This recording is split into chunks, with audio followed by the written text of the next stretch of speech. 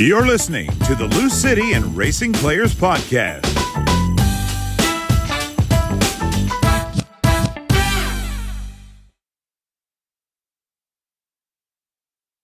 Hi, welcome to another episode of the Players Podcast with Arin Wright, aka Gilly. So happy to have you. We've become very close this year. I was so excited when you got traded here. I remember we don't have a lot of veterans. So I remember being like, oh, another, not older player, but a veteran. That's what we call it. When you get older, you just say veteran. You don't actually say you're old.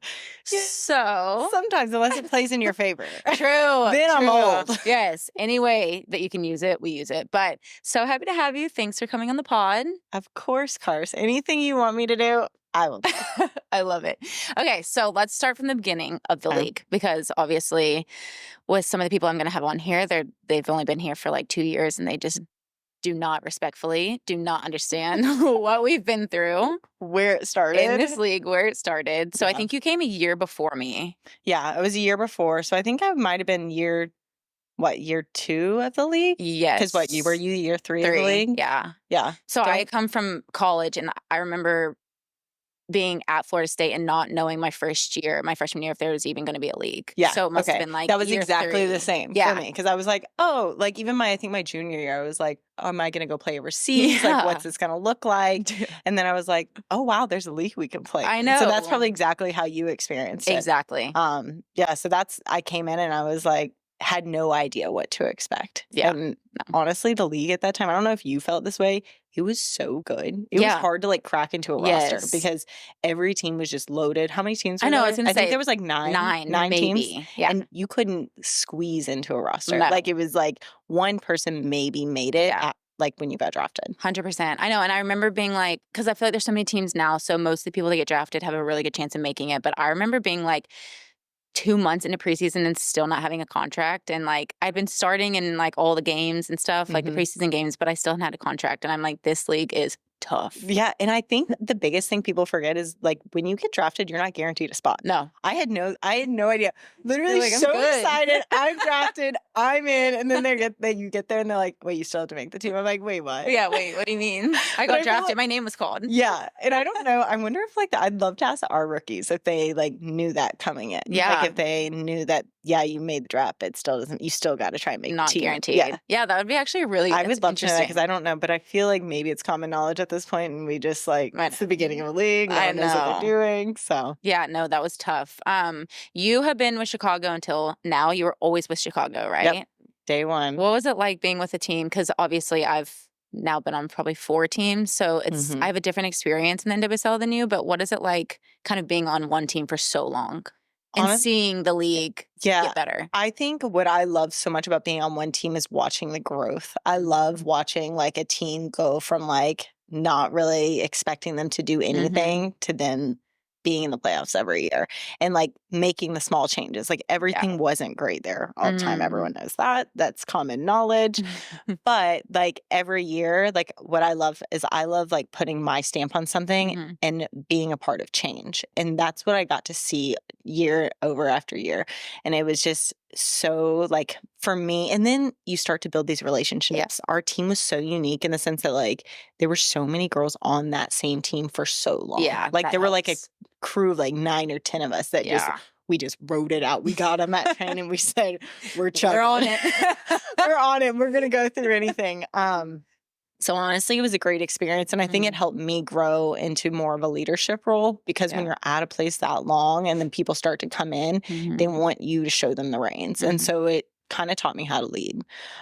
So it was great. And I think coming here, that's something I was hoping to implement and do with this club.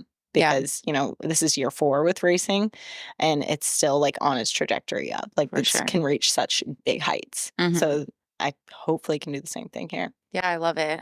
Did you feel like when you were at Chicago, did you feel like the club was willing to kind of change with the league? Because obviously each year we wanted it to get better and better, but obviously we didn't have a CBA, which is like something I want to talk to you about especially. But like we didn't have a CBA. We really had not many rights. Like, yeah. I do feel like Chicago was really the biggest thing that Chicago was good at was listening to its players. mhm, Like there was always, you could go in and talk to whether it was your coach, whether it was the GM, whoever it is, they would listen. Doesn't mean they're always going to take your, Change. yeah. 'Cause I mean, at the end of the day, you're not the boss, you're the player. mhm, But I love that it was an open door policy and you had kind of the freedom to speak your mind and say, hey, listen, like this isn't working for us. Can we try something else? And I think that really helped the club grow. mhm. So I would say that was the biggest thing that was like really great about that club is having open ears to its players. Mhm.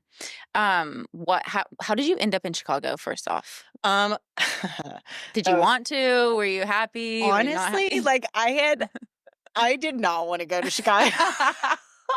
But this is why. This is why. And you know this about me. I love the beach. Yeah. I love the water. And they told me I was going to Chicago. I said, wait, I don't have any winter jackets. No. This is going to be so cold. It's going to be miserable. Can't wear my crop tops. No crop tops. My whole wardrobe changed. So anyways, I remember I got a phone call actually before the draft was even happening from Rory Dames. Mhm. And it was like, oh, yeah, you're going to get drafted to Chicago. And I was like, oh, wow, this is weird. I got told before. I don't know if I'm supposed to say that on here. I don't know if that happened to you. Yeah, it happened to me. So I was like, okay, well, this is exciting. At least I got a call. Yes. So now I'm like, okay, getting my mindset in. And then the draft starts happening. And he told me I was supposed to be the fifth pick. Mhm. Fifth pick rolls around. That ain't me. My name's not Steph McCaffrey. And I was like, oh no, what's happening? Was I lied to? What's going on? And then I end up getting taken in the eighth pick. But that was because Rory was a mastermind as far as like trading people. Yes. Like he was one of the best at that. Mhm. So he had done that pick to kind of move things around in the table. Got it. So, but he didn't want to tell me in hopes that like it might get out. Yeah. So that's why he took Steph, and then the trade kind of happened with Boston. Oh, yeah, because that's when Boston Breakers were still in the league. And then I got taken at 8th. So I still ended up where I was supposed to go. Yeah. But then going to Chicago, I ended up falling in love with the city though. I hated the cold, got my winter jacket, and now like that city is like a second home for me. Like I love everything about it. Yeah, that's interesting you talk about the draft day and all that. I don't know what it was like for you because now it's like this big ordeal. Like it was nothing. Did you have an actual draft you could go to? Was it online? There was an actual draft. No one went to it really. I think like they tried to make it something people would go to, but like no one went. And I think there were a few people from my class at the time that did go, but I was in Maui. I was on vacation. I was on vacation. They said, oh, you want to go to the draft? I was like, I booked Maui. And I feel like the draft, like my draft was in like, I don't actually know, but somewhere like no disrespect, but like Pennsylvania in December. Yeah, no one's going there. No, it's just not going to happen. I'll watch from the convenience of my own home. But I woke up at like 2 a.m. to watch the draft. My whole family was in Maui at the time, and we woke up because the time changed. Yeah, and we were up. It was like we're drinking coffee. Like, hurry up, just say my name so I can go back to sleep. That is so true because I remember I had a couple girls that were really good friends of mine that were older than me, maybe like 2 years, and I remember watching on Twitter their draft. Like not even there was no video. The stream? There was no stream. Oh, there was no stream. It was just like a Twitter literally feed. the NWSL was tweeting out where you got drafted, and I remember with someone, and it was like Western New York, and I just remember seeing that on the tweet, and they were devastated, and I'm like, not only to like have to go to Western New York sometimes, but it's so cold. There wasn't much going on, but like to find that out on Twitter via tweet is just something I'm like. That kind of like, wait, hold on. This is so off topic, but that takes me to when the league was on Twitch. I low-key kind of liked it because that comment section on the side. Type your name in. Oh, man, that was a bird. I know. And then after, if it was me, I'm like, oh, I hate Twitch. Yeah. The comment section, people are crazy. Honestly, people slept on Twitch. We should bring it back. I know. And like never on TV, but you had to like Google and like go to like 5 different links to find it. Yeah. But hey, it's all we had at the time. Progression. Yeah, the league. We're exactly. Even back in the day. Yeah, no, so when I got drafted, same thing happened to me. There was a draft, but I didn't hear from anyone. So really? and I was a defender, and I'm like, I just don't know, like, Yeah, what's gonna happen? and I would just be mortified if I went and didn't get. I know, like, I know that's fine, but I'm like, no way. I can't. I won't catch me there. No. You can't see my. You're not going to show you what's going to happen on this face. I'll retire before it even starts if I don't get drafted. So I didn't hear from anyone. The night before, Laura Harvey calls me, and she's like, I've been trying to get a hold of you for a week. She's like, your phone keeps saying, like, you're not accepting calls and something. I'm like, this has never happened to me. This now what happened to me. Because, like, she told me I was going to get drafted. They were going to pick me. And I'm like, I would have gone. Like, it would have been a whole different experience. But I'm like, the one time my phone all of a sudden stops working, or she was like, I've been trying to go to your mail. Was your mailbox full? I went to check it, and I don't think so. Were you on vacation? Maybe I was in Maui. You were in a place that didn't get service, and you're like, wonder why. I know. So I'm like, that could have been such a cool experience to go to the draft and stuff, but it's something I kind of regret now, only because I did get drafted. Did a bunch of people go in your class? It was becoming more, I think, I don't know if I was with Sonnet or she was a year older than me. I was with, like, I think Sonnet, Rose, all that group. Okay, yeah. So I think that they went. But honestly, now, like, the draft, like, this past year, the girls going in their outfits, I'm like, oh, wait, this is good. Yeah, kind of lit. Yeah, I know. Getting some nice photos. Meanwhile, scroll back. I dare anyone to scroll back on my Instagram and see the draft day for me. Same. It is hot. The filter choice I had. Yep, the dark eyeliner. Yeah, I'm sure. It's embarrassing. Oh my gosh. So obviously with the CBA, we finally have something that kind of helps the players, looks out for the players and stuff like that.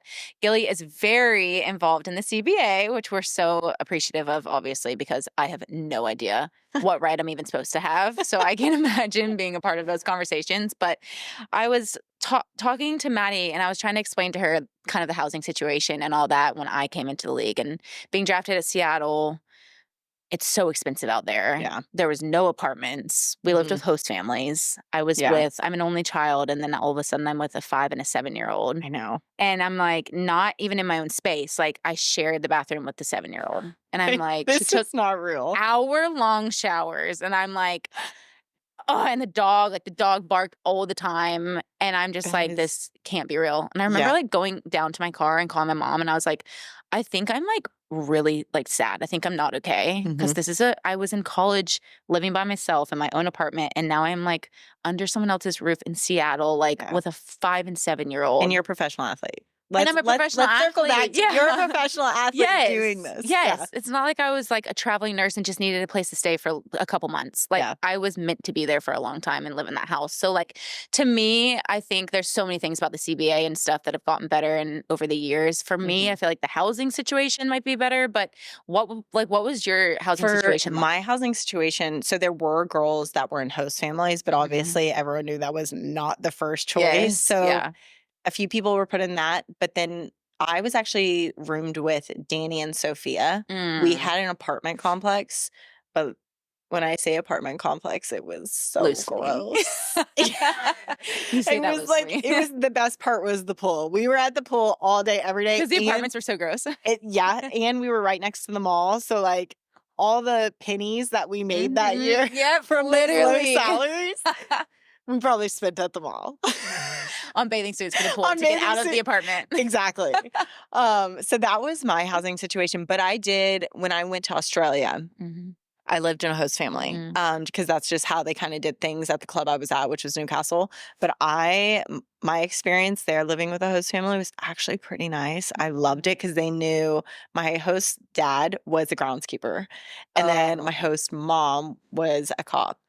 And so they knew the whole lay of the land they had. And then the year before that, it was actually my host mom's friend that worked at the police station as well. And then her husband, who was a surfer. So he knew all the beaches. Well, he works in the coal mines, but he also surfed. So I actually loved living with my host family there, but also like it was a bit more of a relaxed environment. Vacation. And it's like, and it's 3-month season. Whereas like if I was doing that in the NWSL, for 8 months, 9 months. No chance. Because I didn't have a door on my room at my host family's house. Oh, so you had to like get along with them. Yeah, to be, like, cool with the situation. Exactly. But my situation in Chicago was okay. The apartments, there was another apartment that I lived in the city, and that one too was just like not it. Location, great. Cleanliness and what everything looked like on the inside parts. Not it. There were no photos that year of where I lived. I know. Maybe the outside in the city, but we're never panning it back to the house. No. We weren't like sitting selfies watching Love Island on our comfy couch like they do now. It's just funny. Like people think that professional athletes are like living this luxurious lifestyle. Yeah.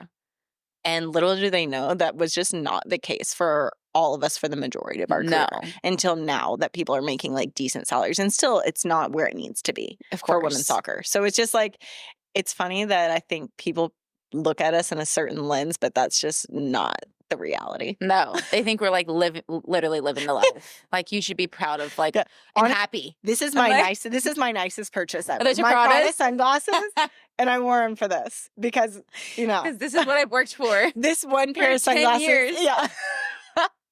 I know. I feel that. I like finally got a Gucci ring, and I was like, I am living, and I'm good now. And have you almost lost it and be like, oh no, that's all my money. I don't have any money left. Yes. Speaking of money, I feel like I was talking to you about this before, but like my starting salary, I even think it was like $7,500, which you were like, that seems a little sketchy. That something was going on there. So I'm not sure if I got ripped off, but you definitely. I mean, there's no question about it. You got ripped off, but I feel like they told me, and this could have been a lie to me as well. My rookie season, they said that starting salaries, it depended on if you got drafted first, second, or third round. First round, you got 16,000. Second round, 14, and then third round, 12.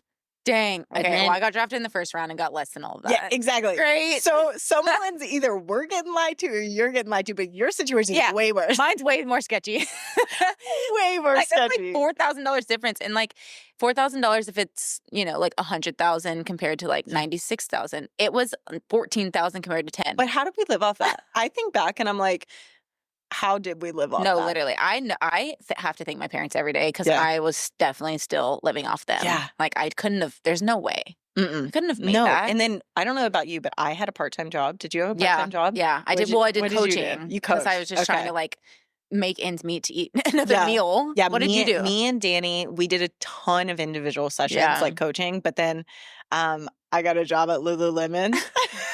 Because I wanted the clothes. 100%. How much discount did you get? It was 60%. Dang. And then 60% was like during the holidays and then 40% the rest. That's so good. Pretty nice discount, which means my whole paycheck I was not good with money. I think the moral of this story is I'm not good with money. Yeah. I think I've heard that a couple times from you actually. Yeah. That's why I married my husband. He's very good with his money and he makes me be good with my money. Keeps you under control. Yes, he reins me in.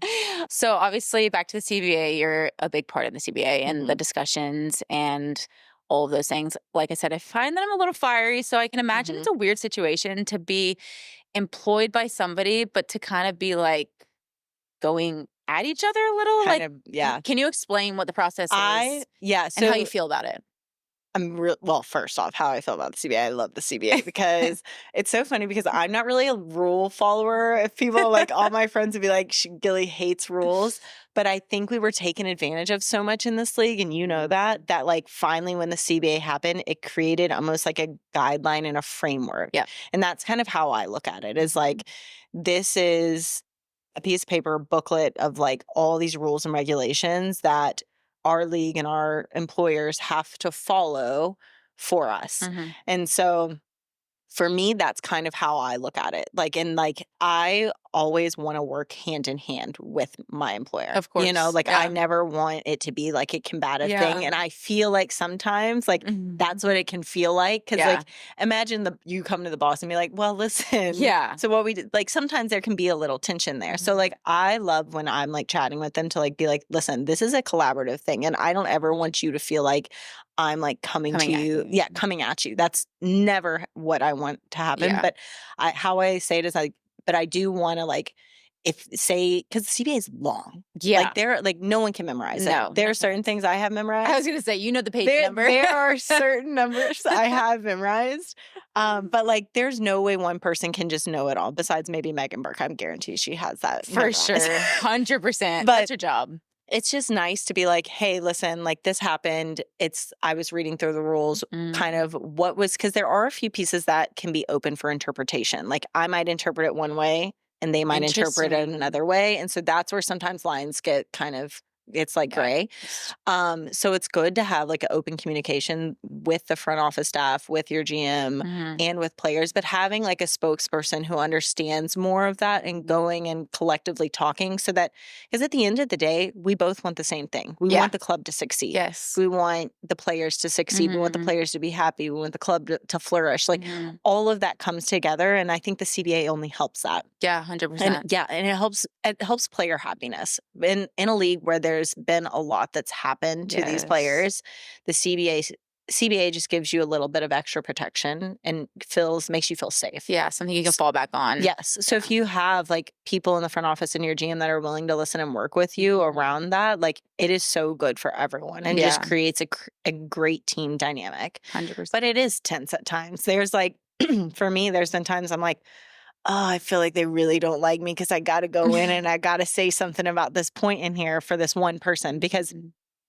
not only am I doing it for myself, I'm doing it, say there's a teammate that needs help. Like I'm the one that has to step up to the plate and be like, hey, listen, this is happening. I just want to talk through it with you. I don't know all the ins and outs, but I know it's kind of a point within the CBA. Yes. So can we talk through this problem? Yeah. And sometimes that can be tense because you hate being the person to go time and time and time again. But I do think it's necessary for growth in this league because there are places that will take advantage of players over and over. There are other companies that will take advantage of employees. It's not just soccer. Yeah. This happens all over any kind of business.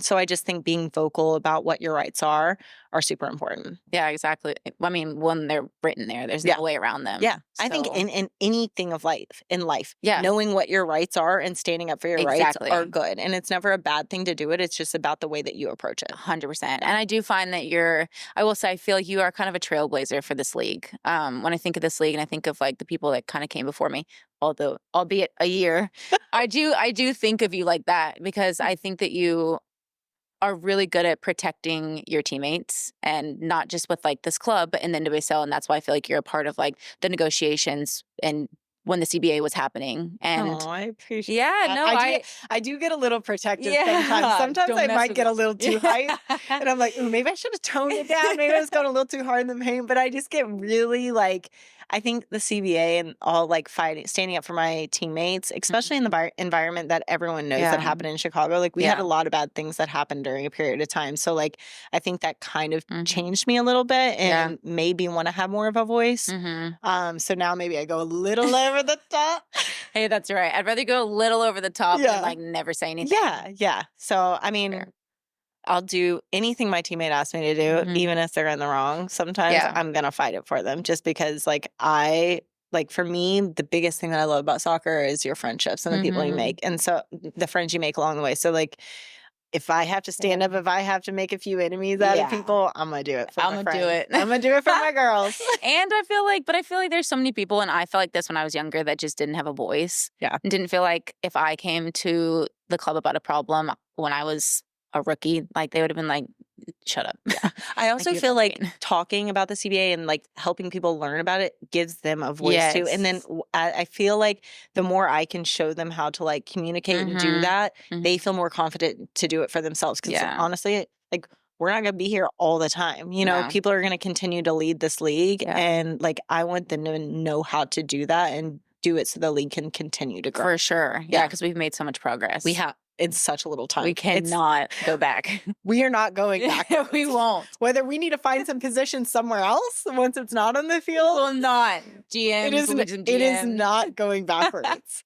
Not after what we went through. No, they don't get it. The only time I want them to go back for one day. Yeah. Just experience it. the fields we played on, the baseball fields we played on. The long walks in the gravel with our locker room in Chicago. It was a clubhouse of a golf course for trainings, and it would flood. It was below ground. So there was like, it was dark, like basement lighting. I remember. And when it rained, it would flood. So we'd have to squeegee it out. I did my laundry there. So my laundry would just be like hanging around the whole locker room. Oh, it was bad. It was we were bad. I literally looked when I got to professional soccer because we played at Benedictine University, which is like a D3 school. And I go, wait, I came from the University of Kentucky where everything's bougie. And I was like, this is professional soccer? This is what I worked this hard for? Exactly. I was so confused. I was like expecting like the red carpet. Meanwhile, I was doing my own laundry every day. Yep, laundry. That's one perk I can say, like, Sarah. Yes. This is a shout out for her. Yeah. Thank you for doing my laundry every day because 100%. There was a day that I had to do this every day and I hated it. Yeah, the laundry. I do feel like the equipment managers don't get enough credit. No. Someone needs to give them like a gold medal. Yeah. Like, I don't even know what they need, but honestly, I would give some of my salary to them to thank them because I agree. It makes such a difference. It does. And then carrying it back and forth to training. Yep. Oh, I don't ever want to go back there. What is your favorite part about the CBA? I mean, I feel like I have to say the maternity section. Yes. Because like, honestly, being like, when I got pregnant, there was no CBA. That's scary. Yeah. So I was like, all right, let's, I love a good gamble. Let's see how this goes. Let's see it could go one or two ways. Might as well try. Yep. I was like, this is going to look real bad if they cut me. I can see the headlines now. Arin Wright. Out because she's pregnant. Oh, it's so funny. No, but honestly, like, I knew my club and I knew that like they would have my best interest at heart. Yeah. And so like I got lucky in the sense that like nothing happened to my contract. I still got paid out and like they were happy to have me on. I can't remember if my contract was over that year and I had to renegotiate. I think I had one more year left. But just the fact that people don't have to stress about starting to create a family and their job and like having to choose between the two. Yeah. Like that was a scary thing to think about. Oh, I'm bringing life into this world and I might completely lose my salary. Especially for women. Yes. Like it's like, what are you supposed to do? Like, and I feel and I feel like girls nowadays, like their careers are lasting longer. Like when we started, I don't know about a lot of people you came up with, but people were retiring at like 26. Oh, yeah. And so that is just not the case now. Like I'm 31 and still going strong. Yeah. Yeah. So it's like, now people are going until, how old is Barney? She's like 43. 43, I think. Yeah, like 42 or 43. It's so wild. It's like, it's totally different. So now there is like, you have to kind of plan what that looks like because like fertility, if we want to talk about fertility, like we do have a clock. And so a biological clock that we can't control. Yeah. But we also like can be at the best of our sport at age like 35, which is peaking. Which is that peak time. So having a CBA there just to like help you with whatever it is, whether you're doing like, whether you get pregnant, whether you decide to freeze your eggs, whether all of that, it's just a safety net and gives you security. And I think that is so important for the mental side. 100%. Like players needed that. Yeah. So that's probably the biggest thing I'm really passionate about. And like, obviously next year we'll be going into a new CBA and there are like little intricacies that I really want changed and fixed in there that like we just didn't really have time to think about the first one. Yeah, you're just trying to get the basics. Yeah. So like things like obviously there's like a requirement if you're breastfeeding to have a room, like a private room for you to do because obviously we're playing a game, but then you have to probably with your team. but you have to pump at halftime and like it's like all those things that you don't really think about. Yeah, you don't think about. No. So there's like a ton of tiny things that need to change, but it's probably the thing I'm most proud of. For sure. Yeah. I mean, I just remember Jess McDonald. I actually wasn't on the team with her when she had Jeremiah, but I remember her saying like she was in a room with another player when he was 2 and she was like, now I'm not even stressed about my baby. I'm stressed about the other player not getting enough sleep. Yes. Because he's crying in the middle of the night and I'm feeding him. Like I can't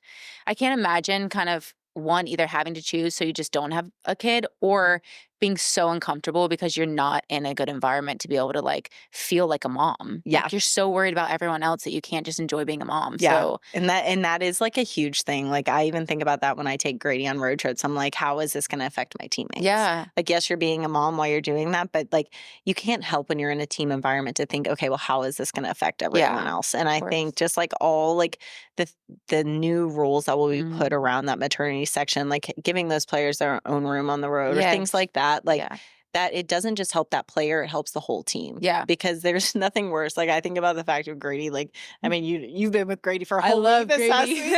But like, if we were roommates and he's acting like a dog, trying to get in your bed like at nighttime when we're trying to go to sleep for a game, like that's just like, it makes me stressed and you're probably stressed even though you're smiling through it, you know? So it just helps everyone. And those are like the small things that can happen just to make everyone's life easier. And there are things where your kid has to come with you. Yes, like, you can't, there's no like, other option. And sometimes. we're not on salaries where we can afford to have travel nannies all the time. Like, we can't afford that as NWSL players.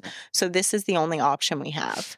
100%. So I think it's super important. Like, it's my biggest success, I think. I love it. I know. Well, shout out to Grady because everyone loves him. Shout out to Benny. Love him.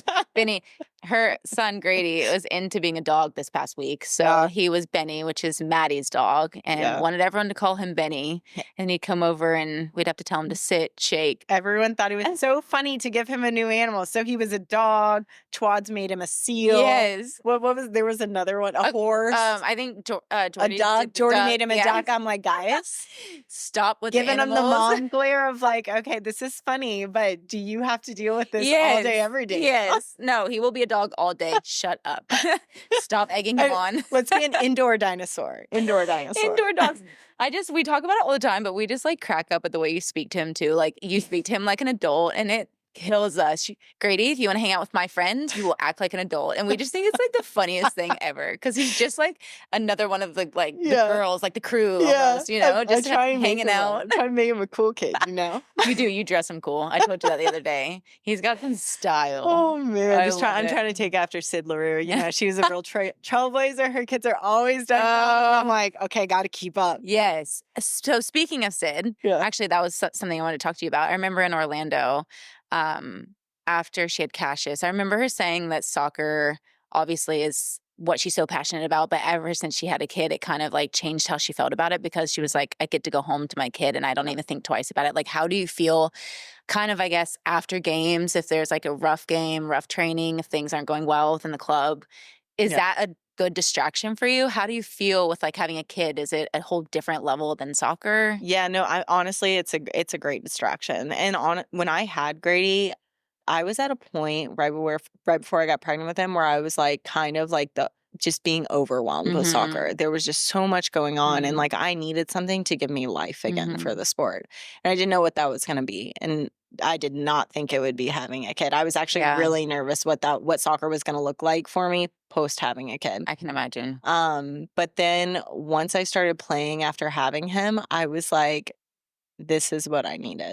I needed a different perspective on the sport, knowing that I'm going in to play a game, and regardless of the result, there was someone there watching me that was just so excited and just loved me so much and didn't matter. And then it just brought them so much joy to be there. And honestly, I'm going to cry. I know. I feel like what is going on? Okay. Cry. Let me bring it up. But I'm used to crying. You're not. But yeah, I don't cry. Unless I'm angry, then I cry. Frustration. But like seeing like your child, like when I go on trips with you guys and seeing how much he loves being around you guys, that makes me love the sport more. It might not be the practice or the goal, like, or the assist, whatever it is the way that this sport and the environment lights him up. And that gives me a whole another level of life for the sport. What is something in life that you had to learn the hard way? Something in life I had to learn the hard way. Well, I guess when I came here, we thought my husband was going to be able to come, and like we just put all the marbles in, and then his job was like, nope. You're going to be working. You are going to be staying here and working from home. So now, like, being here and doing the whole single parent with Grady has been tough. So like, not just assuming things are going to work out the way that you think it's going to work out. That's good. I mean, it's been a big life lesson.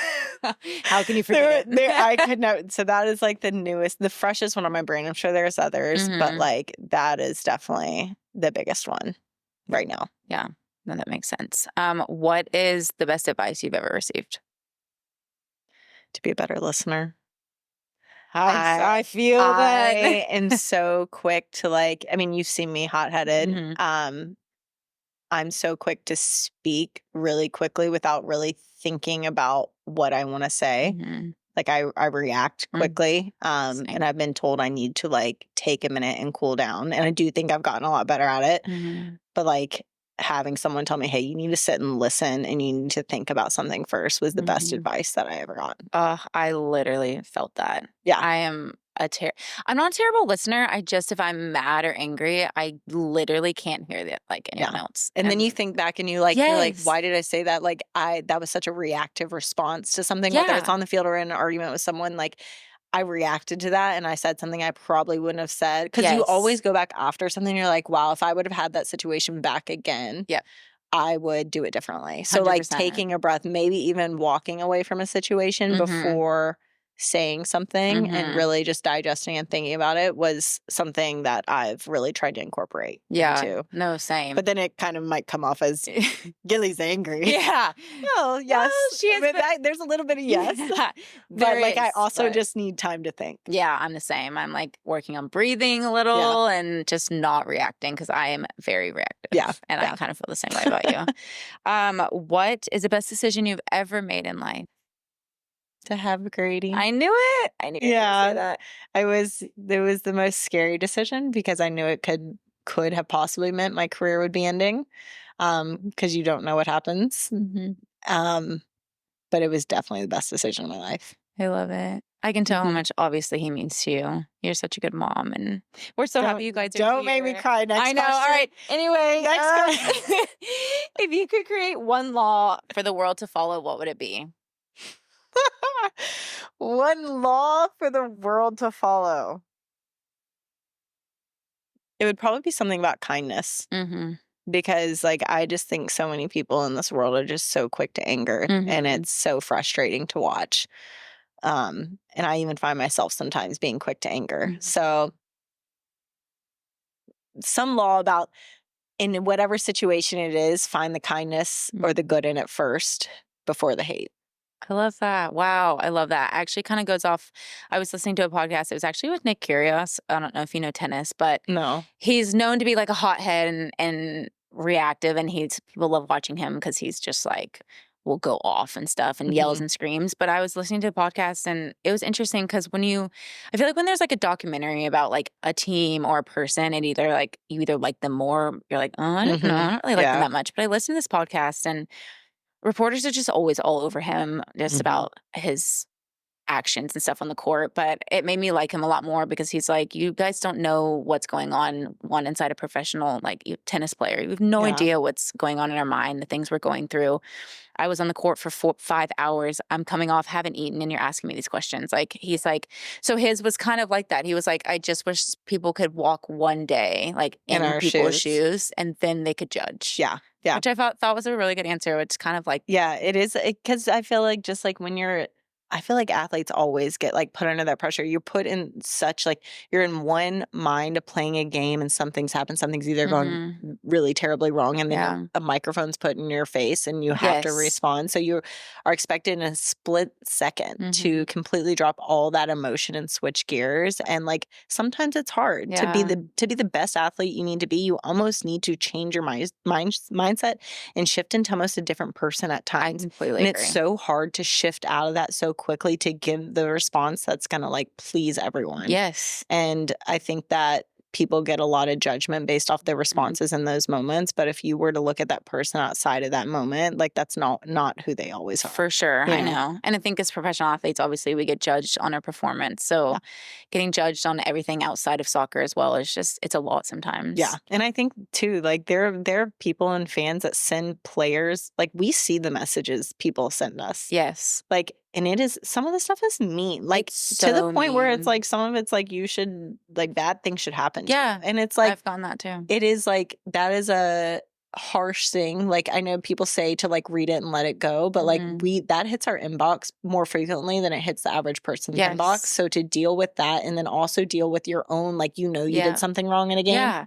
It's like, people don't think about that, and you're making an impact on people's lives. And that's why you see a lot of athletes taking mental health breaks, because they need it for all the other, like, everything going on in their life. I completely agree. I mean, yeah, I feel like the messages I get, even I will say, like, when we were on FIFA, when they, like, it was announced that we were on the video game FIFA, whatever, I was like, did an interview, and they're like, how incredible is it to be on FIFA? I don't play, so like, I was like, yeah, I mean, it's great for women's soccer for us to be in the game.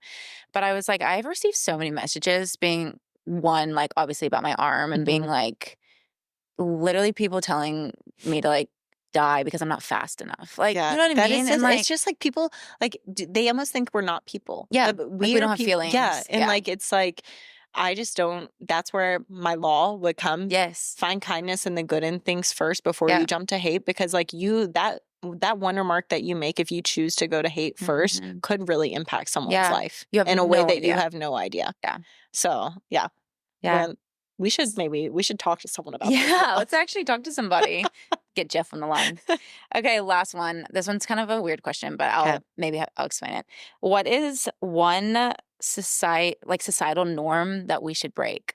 So I'll say, like, mine was like, if I'm 20 yards away, just don't hold the door for me because I don't want to run. So like, stuff like that, like, whether societal norm that we should break. Like, whether it's... I got a good one. Yes. And I did it the other day, and I was so mad at myself after I did it. You know, there are instances where it's like, you're running out, like, down the stairs, and like, someone else is coming. This is just one instance. It happens all the time. And you're like, oh, I'm sorry. Yes. And like, we constantly say, I'm sorry for things that you don't need to be saying I'm sorry for. But why am I taught that I need to tell this random person I'm sorry for something I didn't even do anything wrong? But I do it a lot. Like, I find myself, I'm like, we're both bopping and weaving on the sidewalk, and like, they're coming the same way as me, and like, oh, I'm sorry. Like, I could have been like, I almost just said it again. I'm sorry, you were going to say that. I want to take I'm sorry out of not out of my vocabulary, and still, I'm sorry is a good thing to say, but you don't need it in all situations, like, especially things that you don't need to be sorry for. Wow, that is a good one. That is mine. I love it. I love this question because, like, my friends listened to the last one, and they were like arguing about whether people should hold the door or not, because there's like 4 boys in the group. They're like, well, we were taught to do it, and they were like so up in arms that I said that. So it's like, you're like, it's conversation. Yeah, that's a good one. I am the worst at saying sorry. Well, no, I say sorry all the time. So I'm like the worst at saying sorry, but not actually. I say it, but just like knowing and being intentional about when sorry is actually needed and when it's not, because I just feel like we say I'm sorry for so many reasons that we don't need to be. Like filling conversation, filling a void, kind of. Instead of being like, oh, excuse me, or hi, how are you? Yeah. Being like, I'm sorry. Yeah. Yeah, that's a good one. Okay, last question. I lied. Maddie asked a question for you. To be fair, you were supposed to be our third one. It was supposed to be Ellie next, but she's out of town. So you were lined up to be the third. And she asked, what is your favorite American snack? Obviously thought it was going to be an international, but you love food. American snack. Oh my gosh. What's your favorite thing to snack on? How about, can I like tweak the question? Yes. I'm going into the gas station. Yes. I'm going to the gas station. What am I grabbing? No, I love that. It's even better. Okay, I'm probably grabbing the jalapeno Slim Jim and a York peppermint patty. Why does that literally not shock me? And probably an L8. If I'm in Kentucky, they don't have L8s everywhere. If they don't have an L8, then I'm probably getting maybe a Mountain Dew. I just learned L8 the other day. You tell me what it was. Yeah, I just showed you. It is great. Okay, that like literally does not surprise me at all. I thought you might even Do you remember the nickname that I told you it's also called? No, like starts with the L or no? Well, no, it's called a late one. So it's ALE8, but then the writing above it says a late one. Right. But it's called L81, but we call it L8. But the nickname for it, and not everyone probably from Kentucky says this, but Kentucky Swamp Water. Yes, I know. I remember you saying that. It might just be That like hits. where I'm grown up, where I grew up, but like that's what Yeah, everyone in Louisville's like, what? they're gonna be like, she totally trashed it. But no, that's what we grew up calling it. I love it. Yeah. Okay, so what is one question you want for the next guest? And could literally be anything. Okay. Can it be the one that I just said? You're going into a gas station? Perfect. Can it be that one? Because I'm actually That could be the permanent Actually, one. do you know who's on next? Because I might tweak my question. No, Do you know who not you're gonna ask? yet. Okay. It might be like a duo, so Well, it could be like okay, Jane, here. Kayla, or... Keep that one. Okay. But then tell me who it's gonna be. Okay, and then we'll And then circle back. depending on who it is, I might change it. Amazing. Okay, well, thank you so much for joining me. Obviously, love you so much, and it was so nice to talk to you. Of course, Cars. Thank you for listening to the Lou City and Racing Players Podcast. Don't forget to subscribe so you don't miss an episode.